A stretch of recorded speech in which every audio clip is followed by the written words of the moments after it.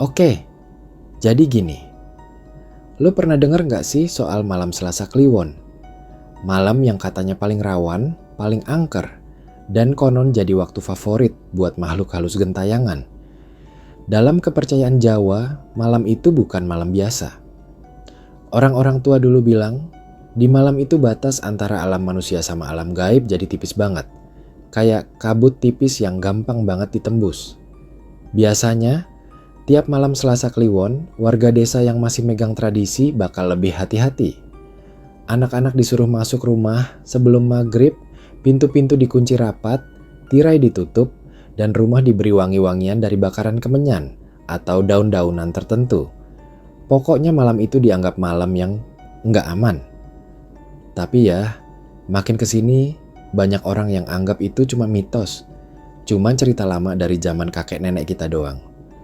Nah, itu dia masalahnya. Karena di salah satu sudut Karawang, tepatnya di sebuah desa kecil yang namanya Desa Kalimukti, malam Selasa Kliwon bukan cuma sekadar cerita warisan turun-temurun. Bukan sekadar takhayul, tapi sebuah momen yang benar-benar bikin satu kampung trauma. Sampai sekarang, bahkan bertahun-tahun setelah kejadian, banyak warga masih memilih pergi dari rumah setiap kali malam itu datang. Desa Kalimukti sendiri sebenarnya bukan desa yang asing buat warga Karawang. Letaknya nggak jauh-jauh amat dari jalur utama, tapi cukup tersembunyi. Jalan masuk ke desanya cuma satu, itu pun berupa jalan berbatu yang kalau hujan berubah jadi kubangan lumpur. Begitu masuk ke desa itu, lo bakal ngerasa kayak masuk ke dunia yang beda, dikelilingi sama hamparan sawah dan kebun singkong yang luas, dan nggak ada suara kendaraan sama sekali. Yang ada cuman angin sepoi-sepoi, suara jangkrik, dan kadang suara burung hantu dari kejauhan. Desa ini emang kecil, penduduknya juga nggak sampai ratusan kepala keluarga. Tapi suasananya adem banget. Orang-orangnya ramah, rumah-rumahnya sederhana, dan kehidupan di sana terasa tenang. Tapi justru karena terlalu tenang itulah, hal-hal yang aneh jadi lebih kerasa. Awalnya sih semua biasa-biasa aja. Aktivitas warga juga berjalan seperti biasa. Anak-anak main layangan sore hari, ibu-ibu ngobrol sambil nyuci di pinggir sungai, bapak-bapak ngeronda malam sambil ngopi di pos kamling. Tapi semua berubah waktu masuk ke awal bulan kemarin, pas malam Selasa Kliwon yang jatuh di minggu kedua bulan itu. Nggak ada yang nyangka malam itu bakal jadi malam pertama dari serangkaian kejadian aneh yang bikin warga nggak berani keluar rumah lagi. Malam itu, sekitar jam 12:30 pagi, udara lagi dingin-dinginnya. Awan tebel nutupin bulan, jadi jalanan desa gelap banget. Lampu-lampu rumah udah pada mati, kecuali satu rumah di ujung barat desa, rumah Pak Ahmad. Dia emang suka begadang, nonton TV sendirian sambil ngopi, karena katanya dia susah tidur kalau belum tengah malam lewat. Dan di sanalah semua mulai. Satu ketukan di pintu. Tok, tok, tok. Awalnya terdengar biasa, tapi ketukan itu ngebuka pintu ke rentetan peristiwa yang bikin satu kampung akhirnya sadar, malam Selasa Kliwon ternyata bukan cuma mitos lama. Dan apa yang terjadi setelahnya bakal jadi bahan bisik-bisik warga selama bertahun-tahun ke depan.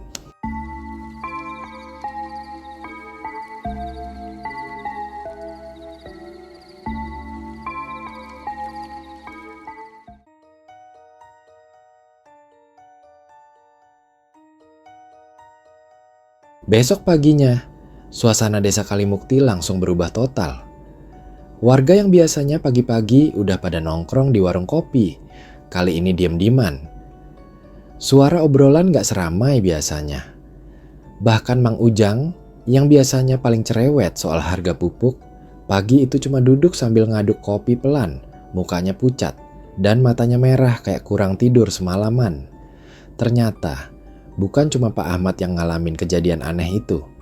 Pelan-pelan, satu-satu orang mulai buka suara. Bu Lilis juga dengar ketukan di pintu belakang rumahnya jam 1 lewat dikit, kata Teh Mira, tetangganya. Pas dibuka, nggak ada siapa-siapa, tapi karpet depan rumahnya basah, padahal semalam nggak hujan.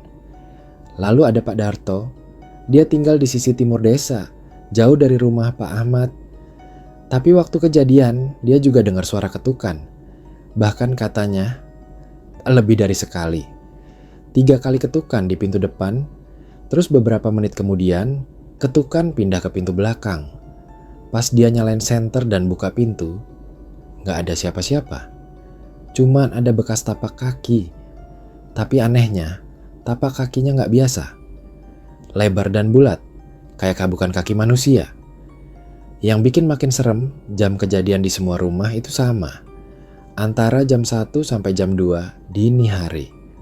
Dan semuanya ngalamin hal yang serupa. Ketukan keras di pintu, tapi gak ada siapa-siapa di luar. Gak ada jejak motor, gak ada suara orang kabur, gak ada anjing yang gonggong. Sunyi, tapi mencekam. Tapi cerita ini naik level waktu ada satu warga yang akhirnya ngaku dia ngelihat langsung apa yang ngetuk pintunya. Namanya Riko. Anak SMA, umur 17 tahunan, tinggal bareng neneknya di bagian tengah desa. Badannya kurus, anaknya pendiam, tapi termasuk yang berani dan gak gampang takut. Malam itu, dia lagi main HP di kamar, posisi rebahan dekat jendela. Sekitar jam 1:10, dia dengar ketukan di pintu depan rumah. Gak biasa, biasanya kalau ada yang datang malam-malam pasti teriak duluan dari luar. Tapi ini cuma tok, tok, tok, 3 kali lalu hening. Riko gak langsung buka, dia ngerasa aneh, tapi rasa penasarannya lebih gede. Jadi dia ngintip pelan-pelan dari balik tirai jendela ruang tamu yang ngadep langsung ke depan rumah. Dan disitulah dia lihat sesuatu yang enggak seharusnya dia lihat. Menurut pengakuannya, dia lihat sosok putih berdiri sekitar 2 meter dari teras rumahnya. Tingginya hampir 2 meter. Bentuknya lonjong, kayak dibungkus kain kafan. Bagian kepalanya bulat, tapi wajahnya ketutup semua sama kain putih kusam. Yang bikin Riko langsung pucat, sosok itu gak berdiri lurus. Badannya miring, lehernya nunduk ke kanan, tangannya ngelembreh ke bawah, dan posisi tubuhnya kayak orang yang tulangnya copot semua. Miring gak wajar, kayak nahan beban yang berat banget. Dan yang bikin Riko gemeteran, sosok itu ngadep ke arah rumahnya. Diameter gak gerak sama sekali, cuma berdiri miring, kayak nunggu, kayak nyari sesuatu. Dan matanya, walaupun ketutup kain, Riko bilang dia ngerasa diliatin langsung. Tanpa pikir panjang, Riko langsung nutup tirai, ngurung diri di kamar, dan nangis. Dia gak berani ngomong apa-apa sampai pagi. Neneknya sampai bingung kenapa cucunya tiba-tiba pucat dan demam. Waktu cerita itu nyebar, warga desa langsung geger. Bukan cuma karena ketukan-ketukan misterius itu, tapi karena deskripsi sosok yang Riko lihat persis banget sama ciri-ciri pocong. Dan lu tahu sendiri, dalam budaya Jawa, pocong itu bukan hantu yang asal gentayangan. Biasanya dia muncul karena ada sesuatu yang belum selesai. Entah itu karena kain kafannya belum dibuka, atau dia mati dengan dendam yang belum tuntas. Pocong nggak kayak hantu lain yang cuma nampak dan ngilang. Kalau dia sampai muncul, berarti dia lagi nyari sesuatu. Atau lebih serem lagi, nyari seseorang. Warga langsung mulai ngait-ngaitin. Apa ini karena ada yang baru meninggal dan kain kafannya lupa dibuka? Tapi semua jenazah yang baru dikubur belakangan dicek lagi sama keluarga. Semua prosesnya lengkap, semua udah dibacain doa. Udah dikafani sesuai syariat. Lalu muncul teori kedua.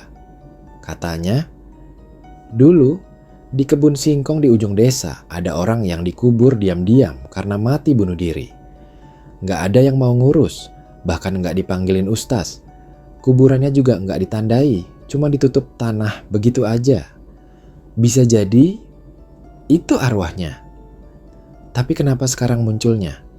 Dan kenapa harus malam Selasa Kliwon?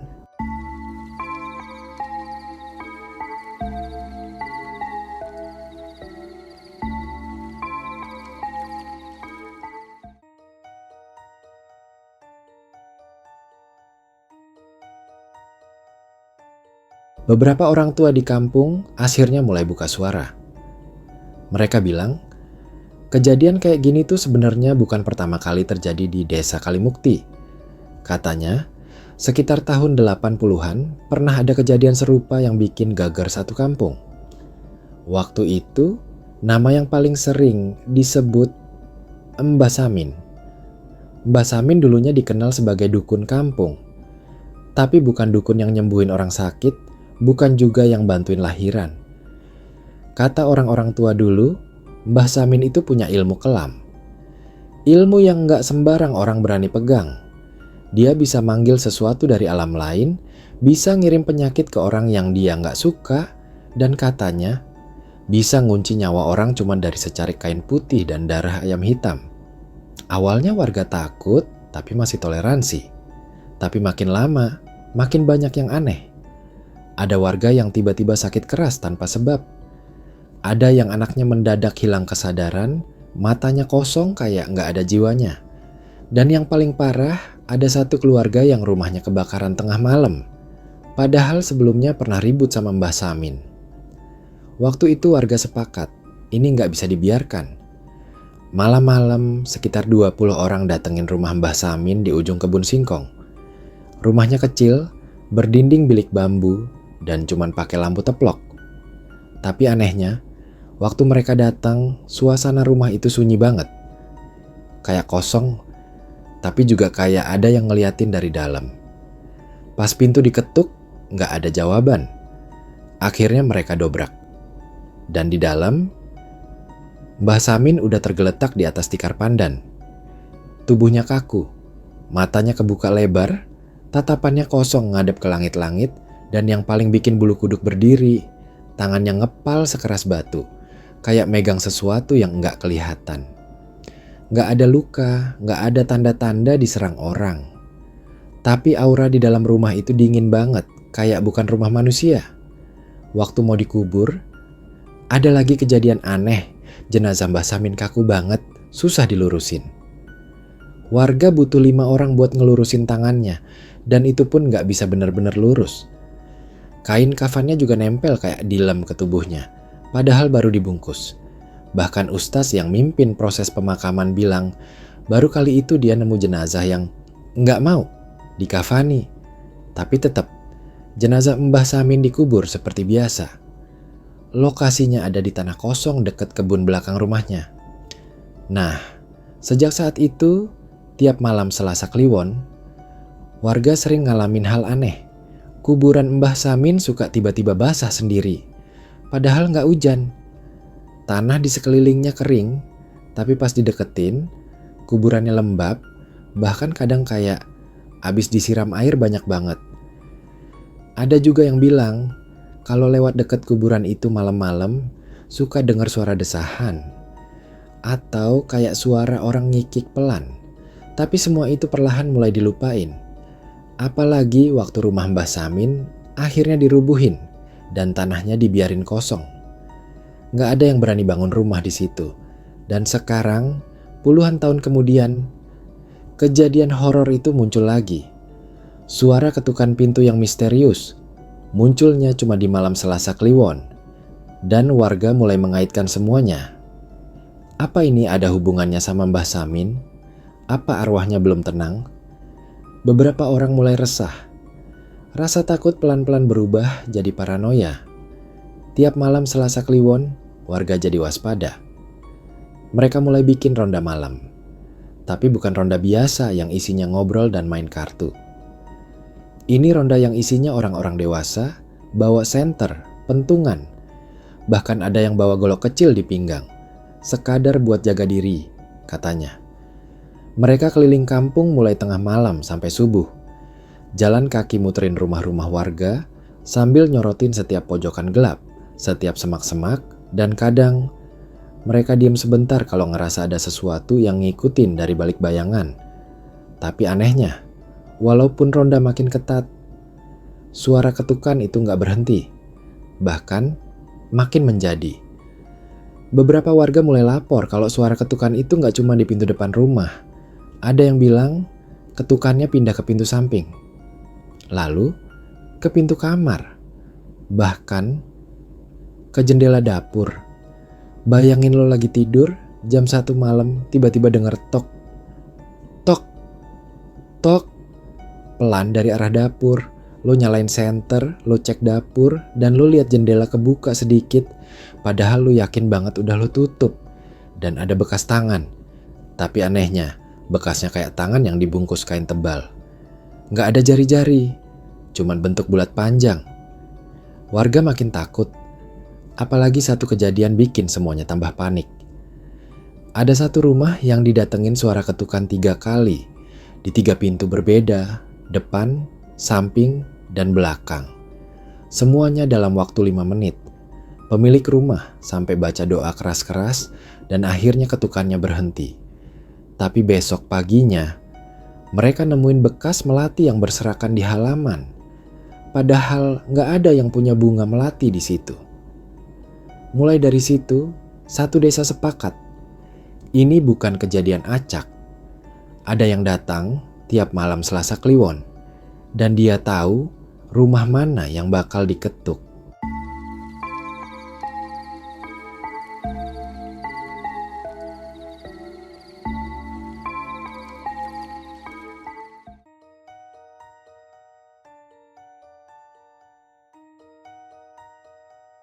Sampai akhirnya malam itu datang.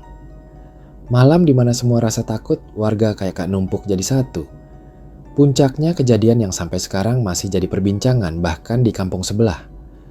Pak Darto yang malam itu kebagian jaga ronda, jalan sendirian di gang belakang yang dekat rumah kosong peninggalan almarhum Pak Samin. Gang itu emang jarang dilewatin orang karena udah gelap banget dan gak ada lampu jalan. Tapi Pak Darto orangnya nekat.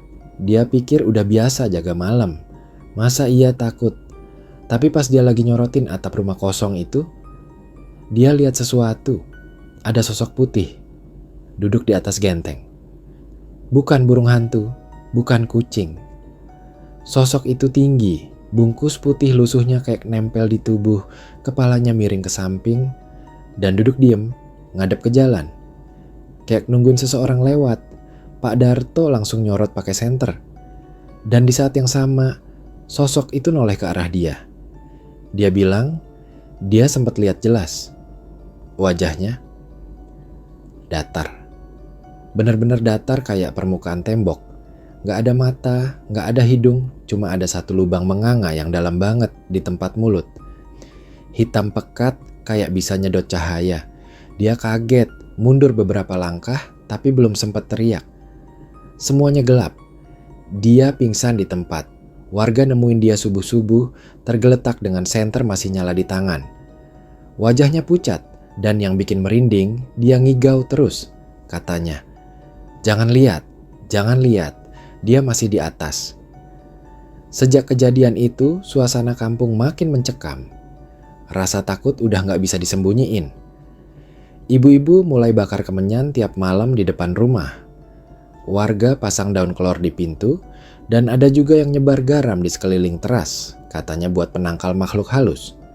Nggak cuman itu, beberapa warga juga manggil ustaz dari desa sebelah buat ruqyah keliling kampung. Ustaz itu bawa air doa, bacain ayat kursi di tiap rumah, dan sempat ngingetin warga buat banyak-banyak zikir dan jaga diri. Tapi meskipun udah diruqyah, gangguan tetap datang. Ketukan pintu masih terdengar, bahkan lebih sering. Sampai suatu pagi, warga dikagetkan sama penemuan aneh di tengah sawah belakang kampung. Ada gundukan tanah baru. Nggak terlalu besar, ukurannya kayak kuburan bayi. Tapi yang bikin heboh, nggak ada yang ngaku habis ngubur apapun di situ. Nggak ada warga yang kehilangan keluarga, nggak ada laporan kematian. Akhirnya, beberapa pemuda dan aparat desa mutusin buat gali. Dan yang mereka temuin, bikin satu kampung lemes. Di dalam gundukan itu ada kain kafan. Udah kotor banget, kayak pernah dibakar setengah tapi gagal. Warnanya kecoklatan, ada bercak hitam, dan baunya, astaga, baunya nyengat banget. Bukan bau bangkai, tapi kayak bau darah busuk yang dicampur kemenyan basi. Nyesek banget baunya. Ustaz yang ikut nimbrung waktu itu langsung nyuruh warga buat baca doa, terus bungkus kain kafan itu dan dibakar habis, sambil dibacain ayat suci. Dan yang mengejutkan, sejak malam itu suara ketukan pintu berhenti. Warga mulai lega, kampung mulai tenang. Orang-orang mulai berani keluar rumah malam-malam, ronda mulai santai lagi, dan kemenyan udah gak dibakar tiap malam.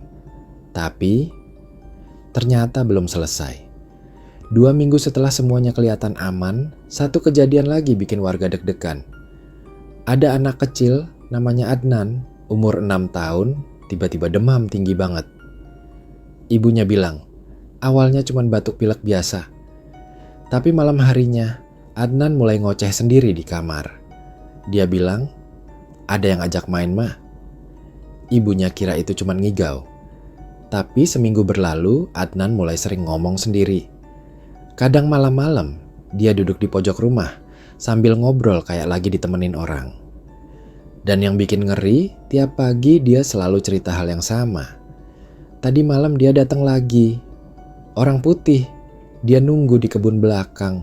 Dia ngajak aku main petak umpet. Ibunya makin panik pas suatu malam, Adnan nunjuk ke pintu rumah dan bilang sambil ketawa, udah datang lagi. Dan detik itu juga pintu rumah mereka diketuk. Tok, tok, tok. Ibunya langsung teriak baca doa dan pintu gak diketuk lagi. Tapi Adnan masih terus ketawa pelan. Sampai sekarang anak itu belum sepenuhnya sembuh. Kadang masih demam mendadak dan masih suka ngomong ngelantur kayak ngobrol sama teman tak kasat matanya. Beberapa warga mulai percaya, meskipun gangguan ketuk pintu udah berhenti, tapi dia belum pergi. Mungkin sosok itu cuma ganti cara buat muncul. Mungkin sekarang dia udah gak perlu lagi ngetuk pintu. Mungkin dia udah masuk. Cerita ini sampai sekarang masih bikin warga desa Kalimukti gak tenang tiap Selasa Kliwon. Bahkan ada beberapa rumah yang sengaja dipalang waktu malam itu datang. Mereka lebih milih ngungsi ke rumah saudara daripada nginep di rumah sendiri. So, lo percaya nggak? Kalau malam Selasa Kliwon itu punya kekuatan mistis, apa ini cuma ketakutan massal? Atau ada sesuatu yang beneran bangkit di malam-malam tertentu? Kalau lo punya cerita seram di kampung lo, apalagi yang berhubungan sama Selasa Kliwon, jangan ragu buat kirim ke email kita. Siapa tahu cerita lo bakal kita angkat jadi episode berikutnya. Jangan lupa like video ini, subscribe channel ini, dan nyalain loncengnya. Karena kita bakal terus bawain cerita-cerita mistis lokal yang bikin lo merinding tiap nonton sebelum tidur. Sampai ketemu di cerita horor selanjutnya.